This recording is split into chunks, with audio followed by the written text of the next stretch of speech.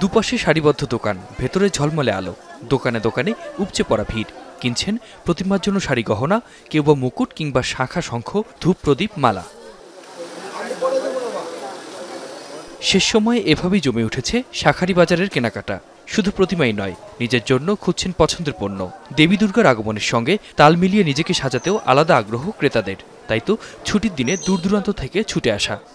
আমি এসেছি মিরপুর 1 থেকে, আর এসেছি এখানে মূলত টিপ, শাখা এবং শাড়ির জন্য। জায়গাটা আসলে অন্যরকম ফিল হয়, অন্যরকম মনে হয়, কারণ আমাদের ধর্মের অনেক মানুষ এখানে এই সময়টা কেনাকাটা করতে আসে। শাখা পলা এটা তো অনেক বেশি নেসেসারি একটা জিনিস, তো আজকে আমি শাঁখারী বাজার এসেছি মোটামুটি ওটাই কিনতে।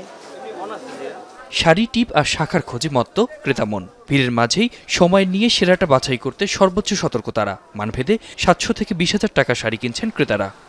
শাঁখারী বাজারে আমরা মূলত টিপ, শাখা, শাড়ি এগুলোর জন্যই আসি। অর্নামেন্টসগুলোই বেশি মূলত আমরা কিনতে আসছি এখানে। আমার টিপ খুব ভালো লাগে, মাকে বলেছি চুড়ি কিনে দিতে। গেল কয়েক বছরে ভিড় কিছুটা কম থাকলেও এবারে ক্রেতা সমাগম অনেক বেশি বলছেন বিক্রেতারা। একই সঙ্গে বংশ পরম্পরায় ঐতিহ্য রক্ষার দায়িত্ব নিয়েই ব্যবসা চালিয়ে যাচ্ছেন বলে জানালেন তারা।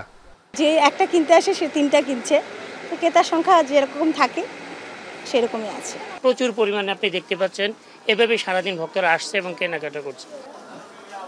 বলা হয়, সিংহল থেকে ব্যবসায়ীরা এসে শাঁখা সিঁদুরের ব্যবসা শুরু করেছিলেন পুরান ঢাকার ঐতিহ্যের বুকমার্ক এ গলিতে। সময়ের সাথে ঐতিহ্যের মেলবন্ধনে প্রাণের যে আহ্বান দেখা যায়, তার আবেদন বাঙালিয়ানার শেকড়ে।